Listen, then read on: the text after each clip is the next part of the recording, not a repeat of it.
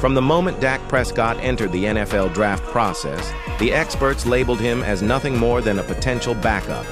7 quarterbacks were drafted before him, but now it's starting to look like Dak may have been the best one of them all. Not just on the field, but in the way he's handled everything life has thrown at him.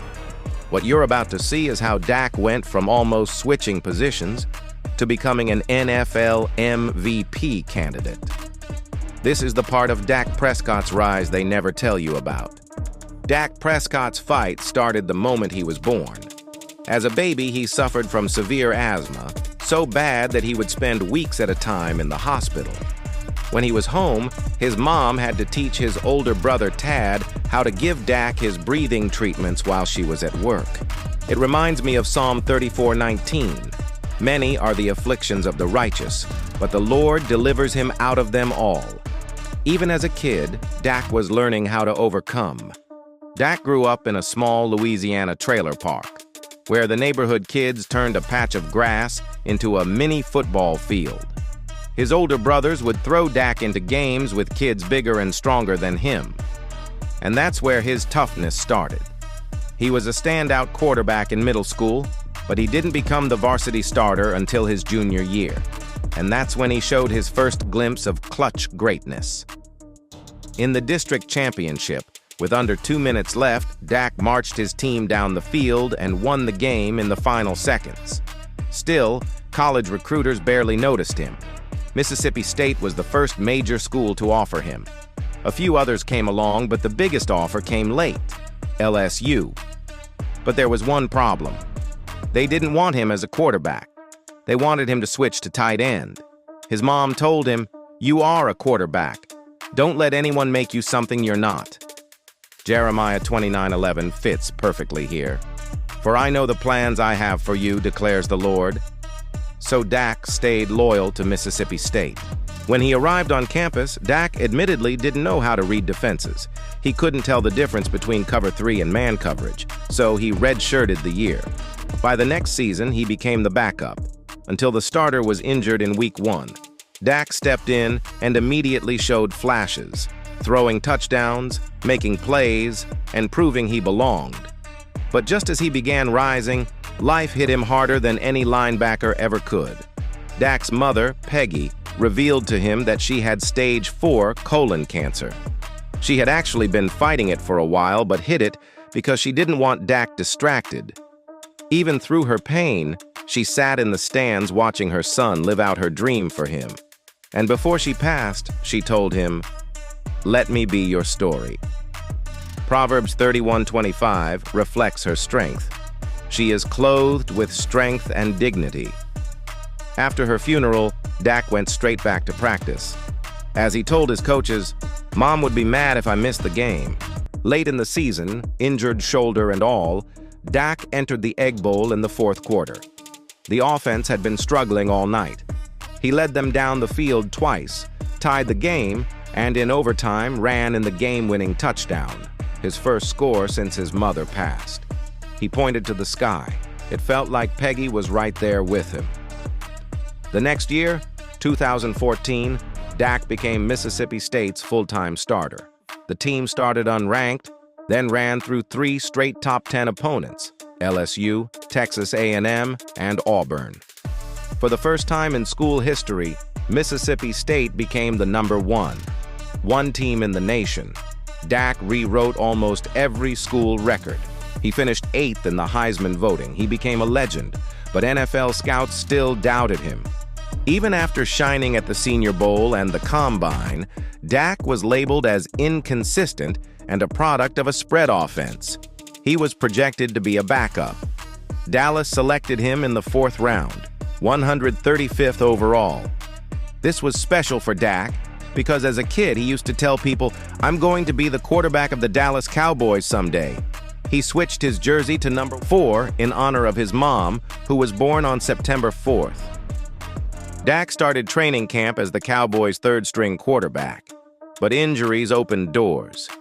In his first preseason start, he completed 10 of 12 passes for 2 touchdowns. Then Tony Romo fractured his back in the 3rd preseason game, and overnight, Dak became the starting quarterback of America's team. and he did not let that blessing slip away. Luke 12:48. To whom much is given, much will be required. After a narrow Week 1 loss, Dak went on a heater, winning 11 straight games. He played with poise, accuracy, and confidence well beyond his years. His breakout moment came in Pittsburgh. Down 1 with 42 seconds left, Dak led the Cowboys down the field for a game-winning drive. It was his first 300-yard game and the moment he officially arrived. Even when Romo healed, he said, "Dak has earned the right to be our quarterback." Dallas went 13-3 that year. In the playoffs, Dak brought them back from a 15-point deficit against Green Bay, tying the game in the final minute. But Aaron Rodgers did Aaron Rodgers things, and the season ended in heartbreak. Still, Dak won Rookie of the Year and made the Pro Bowl. But the NFL will humble you fast. Dak's second season was rough. Completion percentage down, touchdowns down, interceptions way up. Zeke was suspended for 6 games, defenses adjusted, and the Cowboys missed the playoffs. By 2018, the pressure was on. Was Dak a one-year wonder?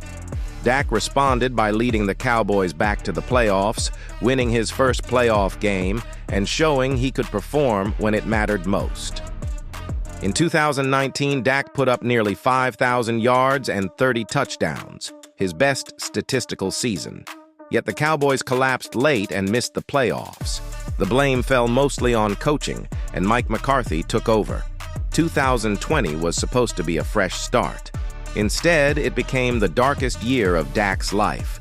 Dak lost his brother Jace to suicide just months before the season.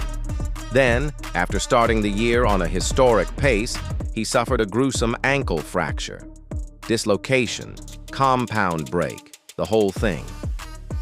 As he was carted off, tears in his eyes, the world thought his career might never be the same. But Dak leaned on his faith. "I'm excited for God's purpose and God's plan. My faith is doubled down more than ever." Romans 8:28. And we know that all things work together for good to those who love God. In 2021, Dak returned, and in Week 1 against the defending champion Buccaneers, he threw 403 yards and 3 touchdowns. Even in a loss, the message was clear. Dak Prescott was back. Dallas finished 11-5, but a questionable QB draw ended their playoff hopes against the 49ers.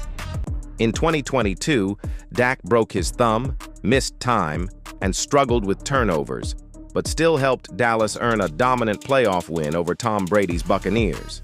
Then the 49ers knocked them out again in the divisional round. And in Week 5 of this season, San Francisco embarrassed Dallas 42-10. Dak threw 3 interceptions, and critics said he'd never be elite. But since that moment, Dak has flipped the script. From Week 6 onward, Dak has played like an MVP candidate. 69% completion, over 2,400 passing yards, 25 total touchdowns. Only 2 interceptions, 7-1 record in that stretch. He is playing the best football of his career. Calm, confident, decisive, and faithful through it all.